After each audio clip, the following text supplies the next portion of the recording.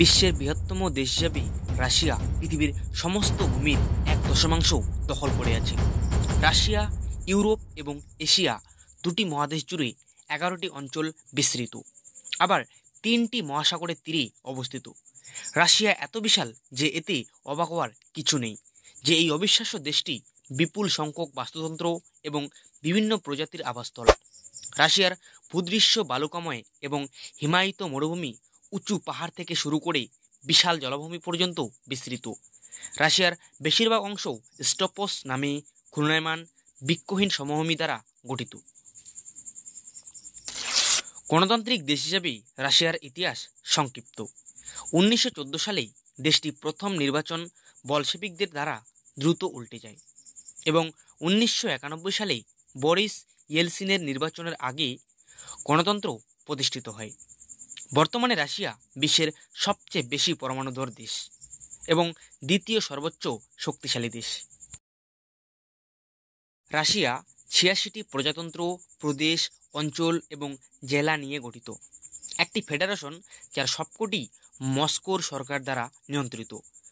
500 খ্রিস্টাব্দের দিকে রাশিয়ায় প্রথম মানব বসতি স্থাপন করা হয়, যখন স্ক্যান্ডিনেভিয়ানরা দক্ষিণে ভোলগা নদীর উপরের দিকে অঞ্চলে চলে যায়।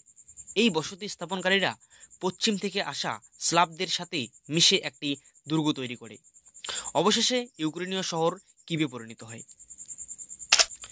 কিভ এমন একটি সাম্রাজ্য পরিণত হয়েছিল যা 200 বছর ধরে ইউরোপীয় রাশিয়ার বেশিরভাগ অংশ শাসন করেছিল। তারপর এটি ইউক্রেন, বেলারুশ এবং মস্কোভিতে বিভক্ত হয়ে যায়। 13 শতক পর্যন্ত যখন মধ্য এশিয়া থেকে মঙ্গোল আক্রমণকারীরা মানুষকে মস্কোতে বসতি স্থাপন করতে বাধ্য করেছিল, তখন পর্যন্ত মস্কোভির রাজধানী মস্কো একটি ছোট বাণিজ্য কেন্দ্র ছিল। দ্বিতীয় বিশ্বযুদ্ধে সোভিয়েত ইউনিয়ন মার্কিন যুক্তরাষ্ট্রের পক্ষে যুদ্ধ করেছিল, কিন্তু 1945 সালে যুদ্ধ শেষ হওয়ার পরপরই দুই শক্তি এবং তাদের মিত্রদের মধ্যে সম্পর্ক টানপোড়েন সৃষ্টি করে। মার্কিন যুক্তরাষ্ট্র এবং তার অনেক মিত্র কমিউনিজমের বিস্তার নিয়ে চিন্তিত ছিল। সোভিয়েত ইউনিয়নের সরকার কেমন ছিল তা নিয়ে। এরপর 2000 সালে পুতিন আনুষ্ঠানিকভাবে রাশিয়ার নাগরিকদের দ্বারা নির্বাচিত হন। তার রাষ্ট্রপতিত্বের প্রথম বছরগুলিতে পুতিন ইয়েলসিনের অনেক সংস্কার অব্যাহত রেখেছিলেন এবং 11 সেপ্টেম্বর 2001 হামলার পর সন্ত্রাস বিরোধী যুদ্ধে মার্কিন যুক্তরাষ্ট্রকে সমর্থন করেছিলেন। কিন্তু তিনি কিছু সাংস্কৃতিক স্বাধীনতা কেড়ে নিয়েছিলেন এবং জাতীয় টেলিভিশন নেটওয়ার্কের নিয়ন্ত্রণ নিয়েছিলেন। এর ফলে তার সরকার সংবাদ প্রতিবেদনগুলিকে প্রভাবিত করতে সক্ষম হয়েছিল। 2004 সালে পুতিন দ্বিতীয় মেয়াদে নির্বাচিত হন, কিন্তু মার্কিন যুক্তরাষ্ট্রের মতো তিনি টানা 2-4 বছরের বেশি মেয়াদে দায়িত্ব পালন করতে পারেননি।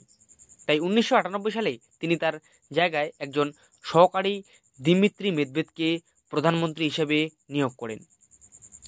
অনেকে বিশ্বাস করেন যে পুতিন এই সময় পর্দার আড়ালে থেকে রাশিয়া শাসন করেছিলেন। তো সর্বোপরি বলা যায় যে রাশিয়া সারা বিশ্বে তার চিন্তাবিদ এবং শিল্পীদের দ্বারা পরিচিত, যার মধ্যে রয়েছে লিও টলস্টয় এবং ফিওদর দস্তয়েভস্কির মতো লেখক, পিওত্র ইলিচ চাইকোভস্কির মতো সরকার এবং রুডল্ফ নুরোয়ের মতো ব্যালে নৃত্যশিল্পী।